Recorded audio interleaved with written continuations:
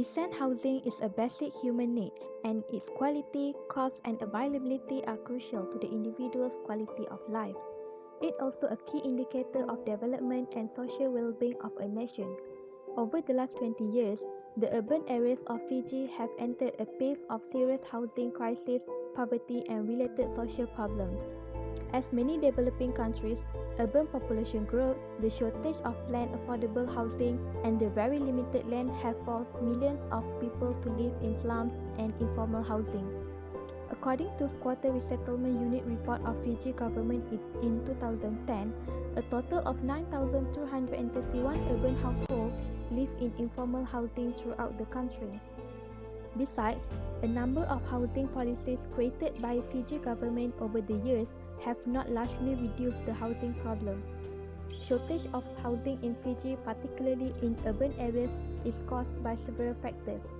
The most significant being the lack of affordable prices at which the low-income earner can buy their homes.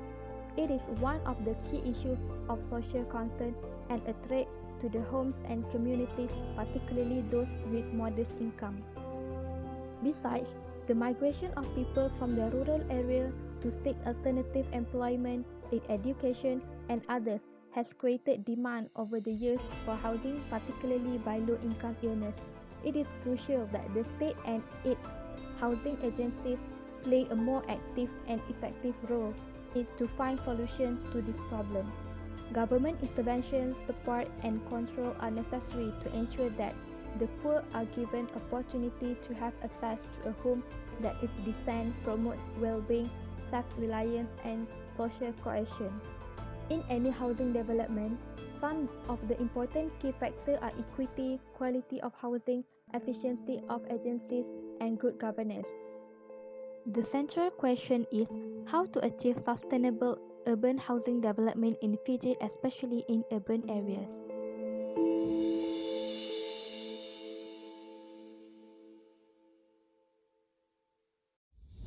The Republic of Fiji considered Malaysia as one of the countries that is good in managing housing development. In addition, the introduction of the Strata title law by the government helped to overcome many housing problems regarding inadequate housing, especially in city areas, rocketing property price, or the issue of illegal squatters in towns and cities area. Due to the limited space of land, strata is the best way that can enable to provide many housing units to be built. Strata title property can be either condominium, apartment, flats, townhouses, and others. All the strata community entitled to the common property or facilities included car park, swimming pool, lift, gymnasium, and much more. When someone buys a strata property or lot, he are required to pay a fee to the strata company. This fee are raised fund to pay for things like maintenance of the buildings, upkeep of the common property, and others. The quantum of the management fees depend on the built-up area of the respective strata units.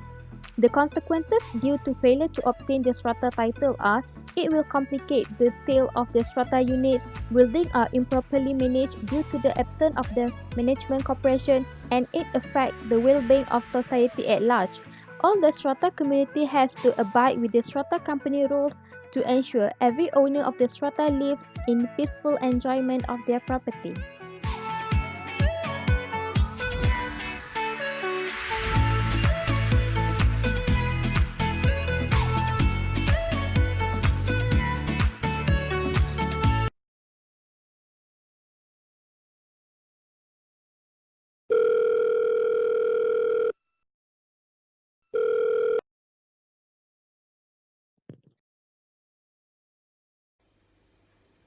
Uh, Hello, hi, good evening to both of you. First of all, thank you so much for your time. By the way, I'm Nushuhada, the Director General of Planning and Development of Fiji. So, as I mentioned in our conversation before, our country are having the housing crisis due to the limited space of land. We are in the discussion to introduce the Strata title law in our country. So I am honored to know more about this Strata title, what it is all about, because from my understanding, a strata scheme is a buildings or collections of building that has been divided into lots. So what is actually the strata title and its implementation, whether it is possible to introduce this law in our country. Good morning. I bid to you also, Mr. Director General of Fiji. Introducing, my name is Tihani, and you can call me Attorney Wardina. Together with me is my partner, Attorney Karen Nisa, and we are representing the Legal Aid Department of Malaysia. And before we start, I would like to express our appreciation for your presence for today, Mrs. Director General. And it is a big honor to be able to brief to you with regards to the development of strata title in Malaysia. So, without further ado, I will explain my first point with regards to the development of strata title in Malaysia. So, first and foremost, the concept of strata title, we need to know what is strata title. So, a strata title is a type of land title that is issued for stratified properties. And most of the strata titles, it come together with accessory parcels. These accessory parcels, it comprise of air conditioning ledges, car park lots, swimming pool, elevator, and the schedule of the parcels, this accessory parcel must be attached together to the strata title. And this accessory parcel also must be fulfilled before the application of the strata title is approved. So when it comes to strata title, there's also strata property. So what is strata property? Strata property is the apartment or condominium which the owner will own a particular unit or parcel. And this strata property, it came together with shared common areas and facilities. Example of the shared areas is swimming pool, gym, elevator. In other words, shared area is an area that does not belong to any individual of the strata unit holder. So I have mentioned to you, I have explained to you what is strata title, what is strata property. You must be curious what does it mean by strata, right? So Yes. strata, the word strata was first introduced in 1985, and it was introduced in response to the mushrooming of multi-story structure as a result of urbanization in major Malaysian cities. And the word strata only came into the spotlight with the implementation of the Strata Management Act 2016 on 1st June 2015. And this Strata Management Act, it provides clearer and more stringent provision on the management of stratified properties in Malaysia, including residential, commercial and also mixed-use development. Uh, in the first place, the Strata Titles Act that we use is the Strata Titles Act 1985, which was implemented on 1 June 1985. But however, it has already been repealed by the latest Strata Management Act 2013. And currently we are using the Strata Management Act 2015. So back to our history, the Strata Title Act was applicable to only West Malaysian states, and this act was modeled after the New South Wales Strata Title Act and also the Singapore Land Title Strata Act. And for Sabah and Sarawak, for Sabah, we use Subsidiary Title Enactment Act.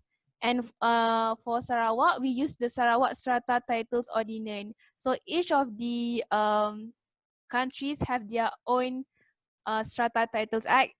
Okay, moving on to our next point.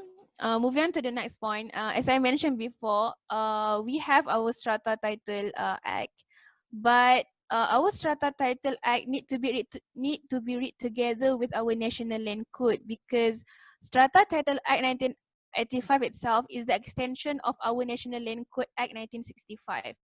And because there are certain shortcomings in the STA that need to be resolved by resorting to the provisions to our National Land Code. It is also clearly stated in our Section 5 Clause 2 of the STA, where it says that Strata Title Act shall be read and construed with the provisions of the National Land Code as if it were a part of the National Land Code. However, where the provisions and rules contained in the National Land Code are inconsistent with those of the Strata Title Act, the Strata Title Act provisions shall prevail. So it means that if there is any provision in the STA that are inconsistent with the NLC, then the provision in the Strata Title Act will prevail the NLC over the NLC. So there are formal provisions in the National Land Code which govern the application for subdivision of right heights building and the issuance of subsidiary strata title as well as strata development. But this one, it has since been repealed by Section 83 and the fourth schedule of our Strata Title Act. So the formal provision that address with regards to the high-rise building, apartment, condominium is no longer being used by our Strata Title Act as it has already been repealed.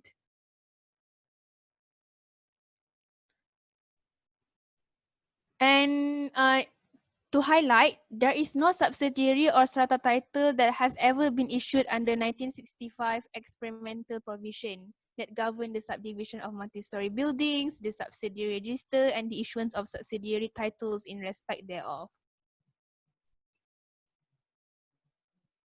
So, Mrs. Director General, I also want to highlight that the system of issuance of conventional land title is in compliance with Part 5 of our National Land Code, which deals with the disposal of state land via alienation by the state authority.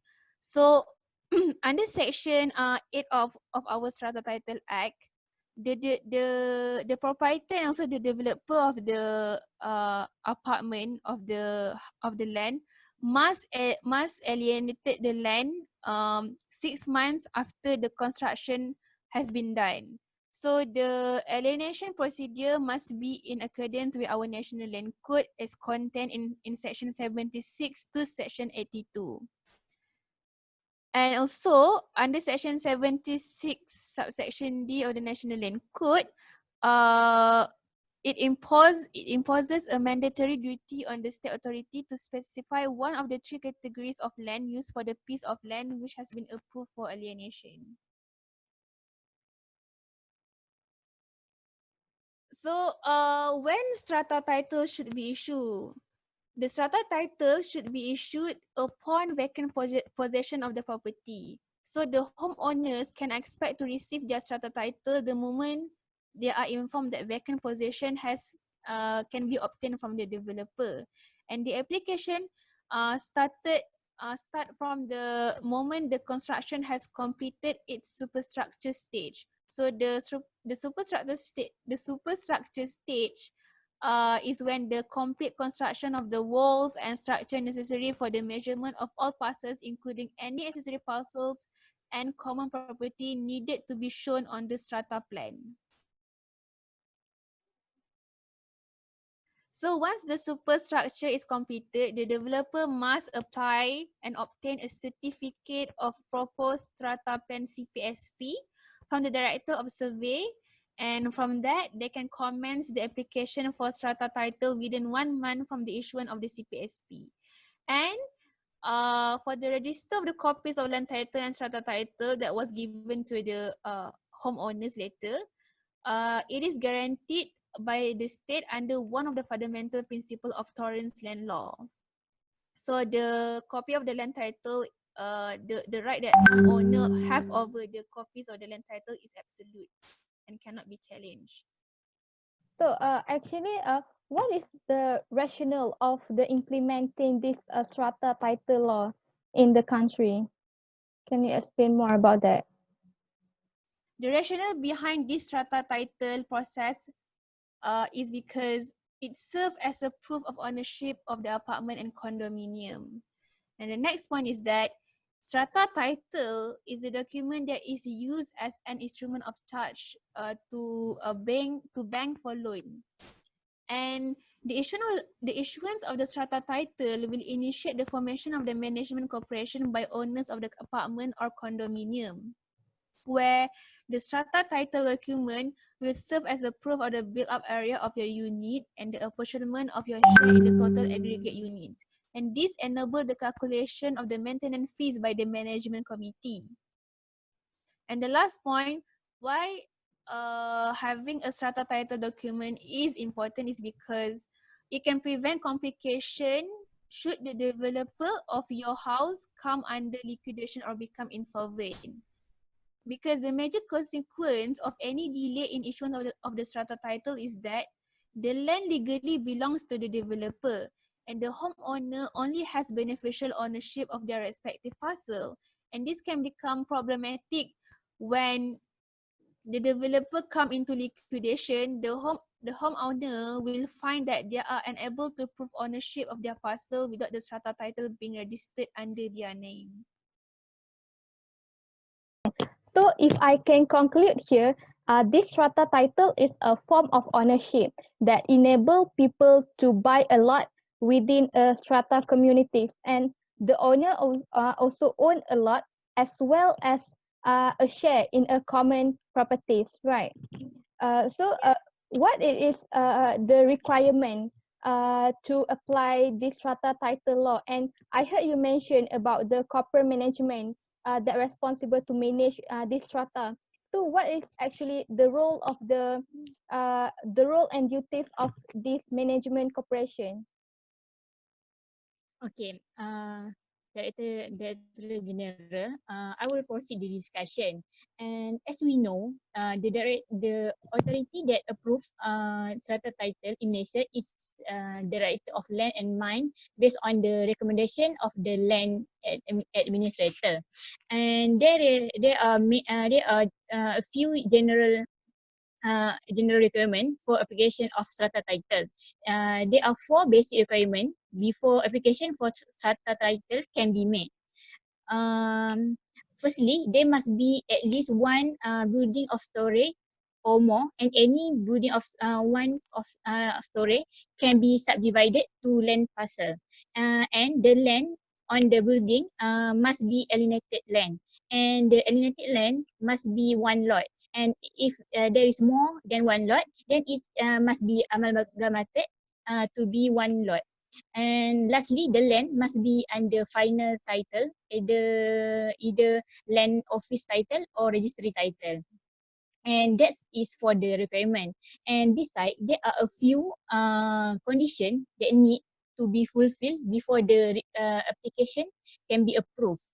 The condition the subdivision does not contravene any restriction in interest and provision in the written law. And there is no outstanding the land revenue, and the share unit assigned are equitable. And we also need to obtain the consent in writing from the every requested party. And the final title of the land has been registered. And lastly, the land is not subject to lien or any charge. And there is effect also if not apply for starter title, which is in the next slide, which is in section 8 subsection 7 of STA. Not making an application within the prescribed period is an offence, and it will be punishable with fine between 10,000 to 100,000 ringgit Malaysia.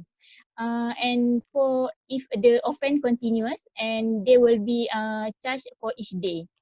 And also there are cases that show that the obligation or to apply strata title, which is in the case of Lee Wai Kin.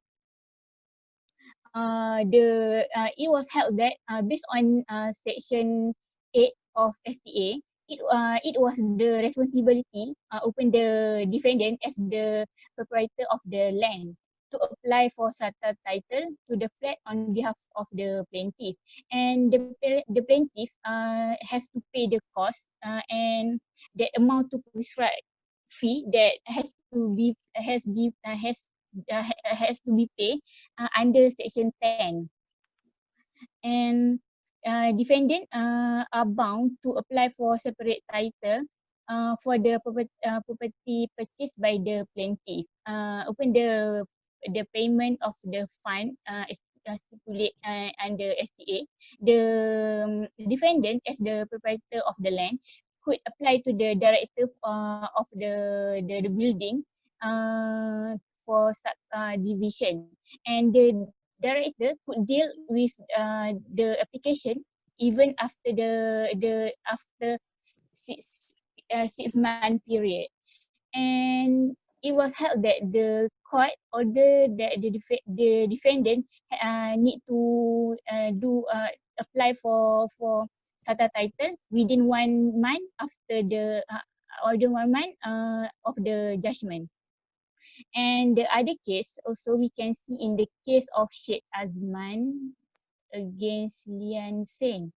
Um, in this case, the plaintiff had purchased the third floor of a proposed first-story building. The building completed in 1973, and the plaintiff had paid the full purchase of the price. And until the date of hearing, the SATA title has not been delivered to plaintiff. And so that the plaintiff claimed the specific postponement, which is the immediate delivery of the starter title pursuant to the agreement. And it was held by the court that the defendant are bound to settle it within 1 month within the judgment. Okay. Next is the role and duties of the management corporation. What is a management corporation? Management corporation are conducted through which the parcel proprietor control and manage the SATA scheme. And it was established, open the SATA register for the six SATA scheme under SATA Title Act 1985. Um, uh, management corporation consists of all the owners of the parcel unit. It plays a role as the medium through which the parcel owner control and manage the SATA scheme. And they are responsible for many things. As stated in section 17B of STA, the management corporation are responsible for maintenance and management of the common property. And like open space, lift, corridors, swimming pool, badminton court, garden, and etc. And they may sue and be sued as stated in section 75 of FTA. The management corporation is the proprietor of the common property and hold the identity of the common property. And there are duties and powers of management corporation are very and wide. All the duties of management corporation throughout the peninsula are set out in the Strata Title Act 1985. And besides, we also can refer to section 59 of SMA 2013, where it already stated 9 duties of management corporation.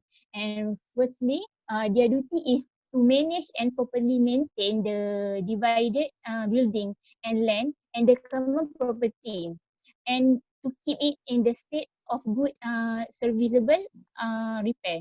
And next, they also have a duty to determine and impose the charges to be deposited into the maintenance accounts. And the purpose is for proper maintenance and management of subdivided buildings and land, and also the common property.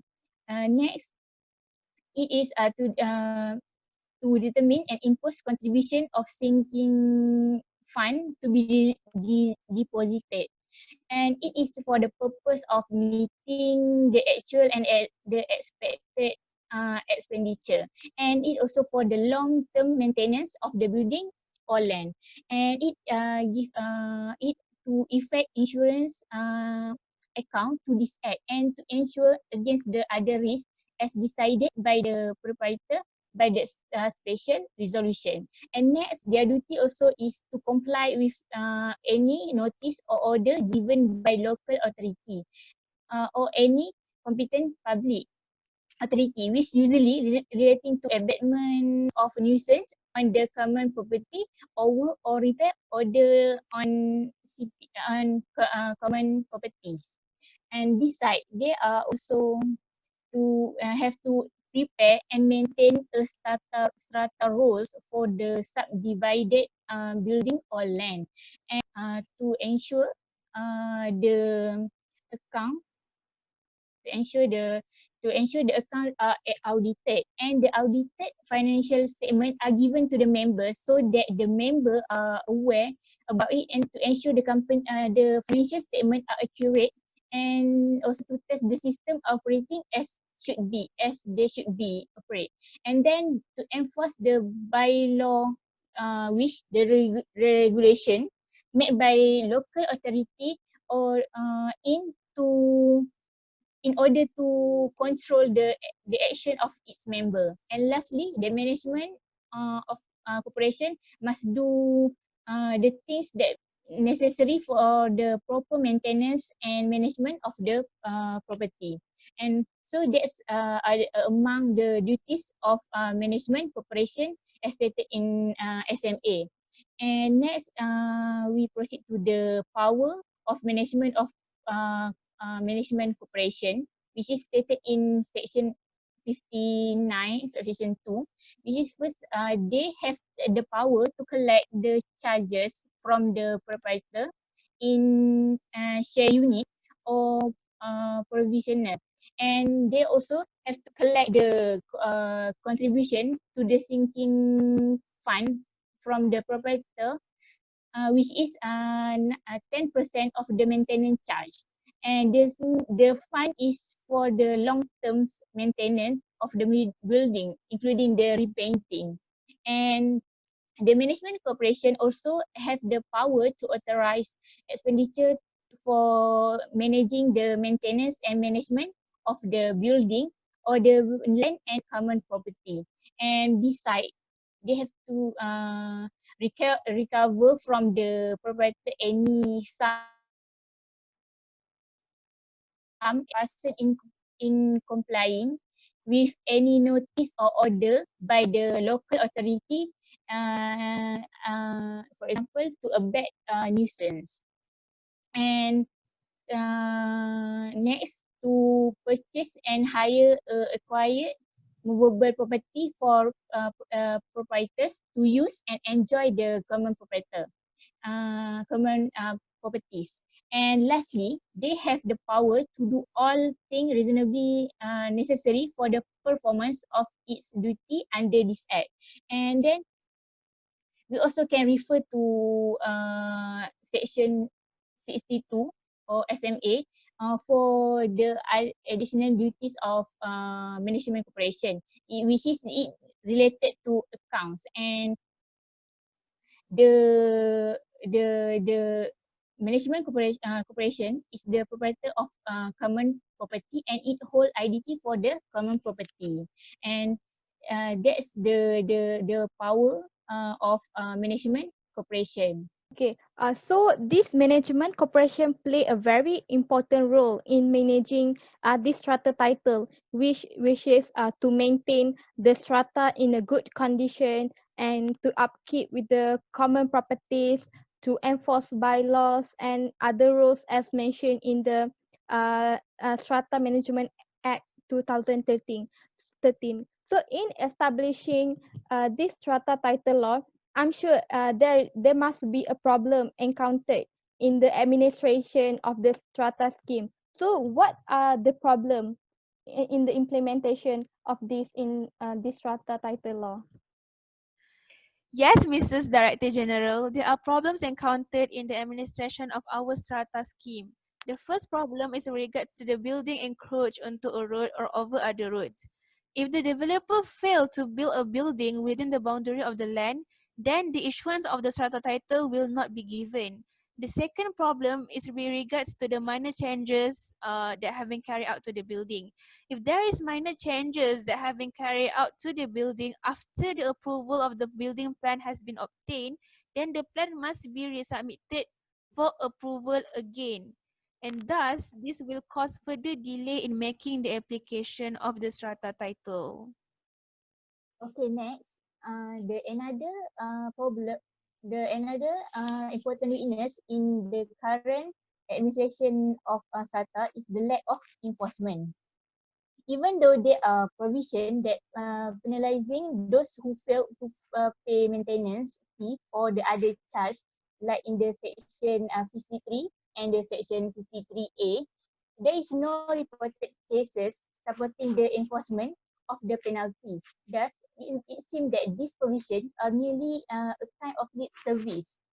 And next is the reluctance on the part of the parcel owner to pay monthly maintenance charges for the common areas and the other contribution to the developer. With the parcel owner having saying no in the amount of monthly charges and the standard of service provided. This is among the major complaint on the strata properties. And And next, the last problem that we want to highlight is that with regards to the delay in the issuance of a strata title. So, in our country, for properties that have been constructed after the amendment of the Strata Title Act, the bulk of the delay is due to the local land authority being slow, or their system is unable to process the strata title. However, if the property was constructed before the amendment, then the delay mostly comes from the developer having been liquidated or insolvent, or not having enough funds for the entire title application. And it should be noted that the major consequence from the delay of the issuance of the strata title, the land is legally belongs to the developer or the registered proprietor. The homeowner only has the beneficial ownership of their respective parcel. And having a beneficial ownership is not as absolute title as the developer and the registered proprietor is having.